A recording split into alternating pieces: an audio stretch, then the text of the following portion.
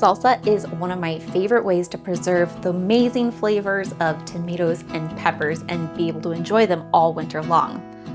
But the worst thing is the idea of peeling those mountains of tomatoes. Luckily, you do not actually have to peel your tomatoes. It's not a matter of safety, it's really just a matter of taste, and you don't even have to have a food mill.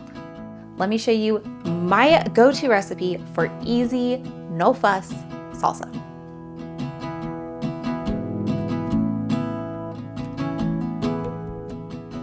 All right, the first thing that we need to do is just get everything chopped up into manageable sized pieces.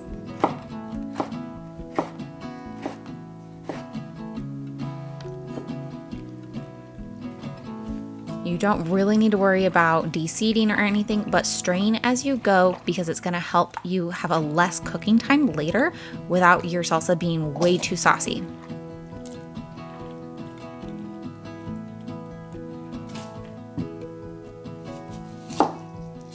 Now I love yellow onions. You can use sweet, you can use spicy, you can use purple, whatever floats your boat.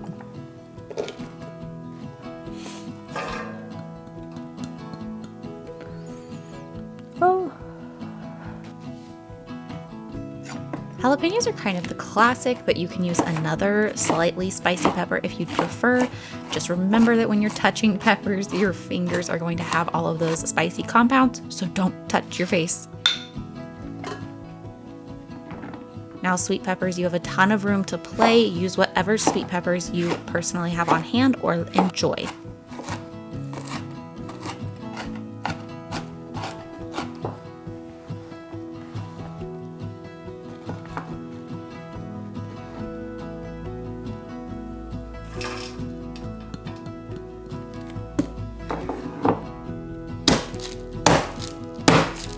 Garlic is my favorite, but it is a pain to peel. Smashing is my go-to technique. I love to just smash the cloves.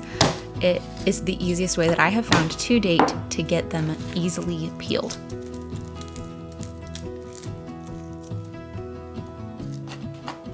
Now I do like to dice the garlic fairly fine, or if you have a little mincey thing, you can mince it because I don't want gigantic garlic chunks later.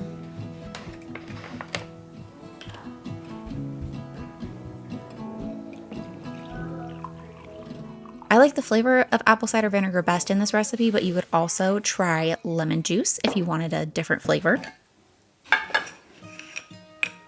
A little bit of salt is essential. It really balances everything. But then the rest of the spices you could play with. You could use fresh instead of dried. You can change it however suits you. Now I'm using my favorite kitchen tool, the immersion blender, but if you don't have one, you can use a stand blender as well. Just blend it to the consistency that you like.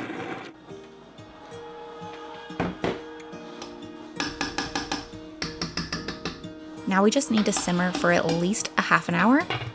This whole simmering step really is just to get it to the thickness that you enjoy best.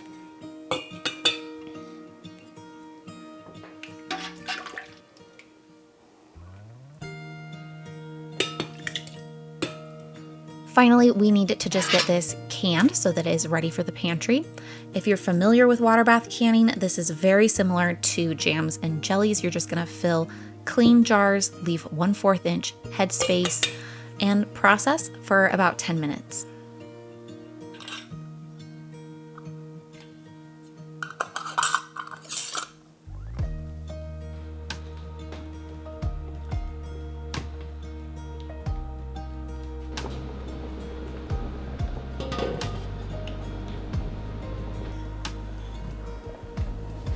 Remove your jars and let them cool at least for 5 or 6 hours. Overnight is preferable.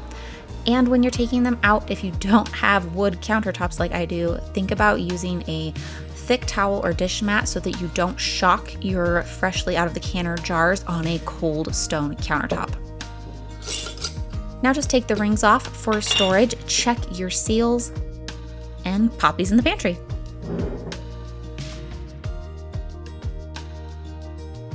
And that's it. You have shelf-stable, homemade, wonderful salsa, and you didn't peel a single tomato. I hope you guys enjoyed this video and found it useful. Don't forget to give it a thumbs up, maybe share it with a friend, and let me know what you think in the comments. I'll see you guys next time.